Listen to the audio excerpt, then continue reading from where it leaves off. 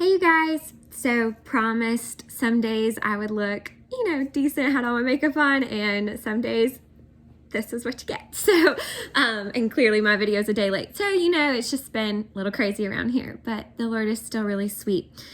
So I think we left off on going into Saturday morning. And I know you're like, Elizabeth, it's taken you a while to tell these stories. Well, it has. But honestly, these stories are for my family to remember, like all of the goodness that God did in the middle of this, and the wisdom that he brought, and the miracles that happened that we could have never fathomed. So if you're getting tired of hearing the videos, I'm so sorry. You don't have to watch them. I hope that you do, though, because God is still super good, and he has shown up in so many ways through this. And I'm going to share a really awesome story today about the goodness of the Lord. So let's go into Saturday morning. Wake up, trying to get things ready. Mom's like, you go to your grandma's house. Your dad's going to go to our house. So we're managing two households. The restoration company that we had was like, we can help you pack it out. So I was like, great. So I grab my friend. They're like, you want to use our van, the work van that we have? I'm like, yes, please. This thing is huge. It would be perfect. We head to Walmart. We picked up some people. I don't really know who they were, but met them in the van. It was like, hey, thank you for coming to help. Which is a huge blessing. The Lord was just like, here's people, here's people, here's people, here's people. And just constantly they were coming in droves, and it was just phenomenal. And the blessing that came. We even had friends like start a GoFundMe, which was a huge blessing, and just crazy that people would do these types of things. And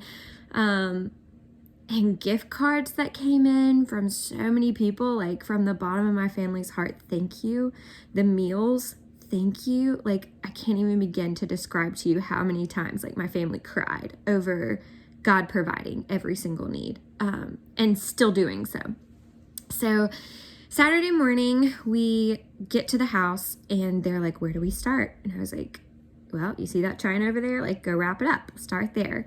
So that's where, they were like, okay. And then I talked with Miss Anger, and I was like, what do we need to do? She was one of the restoration ladies that helped us pack out the house, my grandma's house.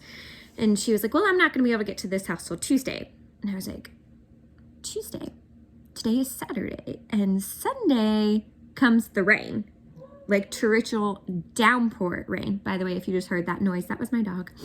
She's greeting my mom that probably just walked in. But anyways, so I was like, all the stuff that my grandmother did have that was like halfway decent is now going to be destroyed because you can't get it packed out. Like, what? Which I understand, like they don't have a ton of people, all of that.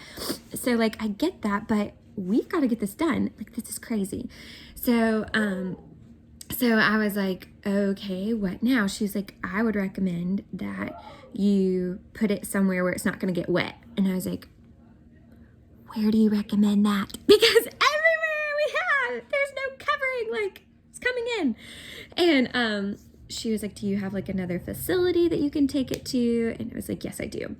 So the team starts packing out stuff, and just like one thing after another, the Lord's providing trailers and the hands to move the things and going through stuff, and just on and on and on, providing.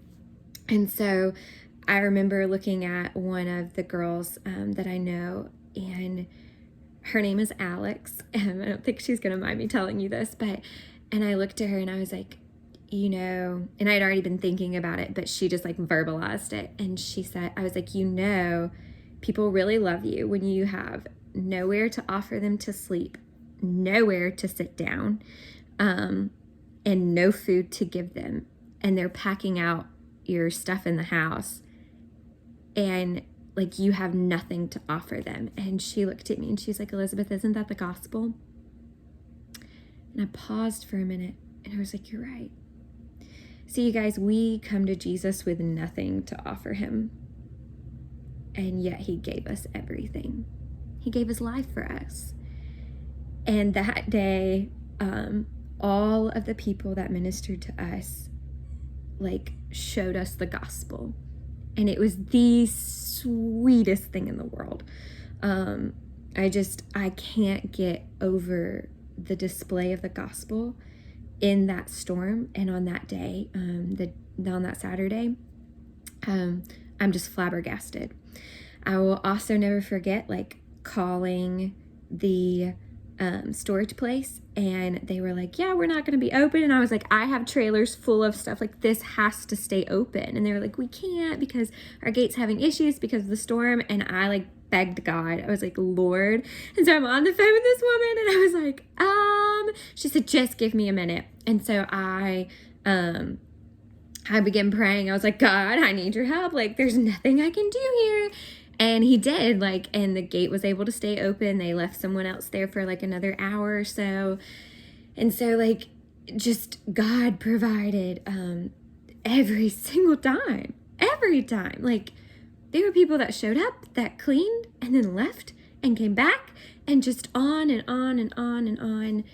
Just the blessings that the Lord gave. And a lot of times he used our friends and family and strangers that we didn't really know. And so I just want to encourage you today, like, be a blessing to someone and allow them to be a blessing to you.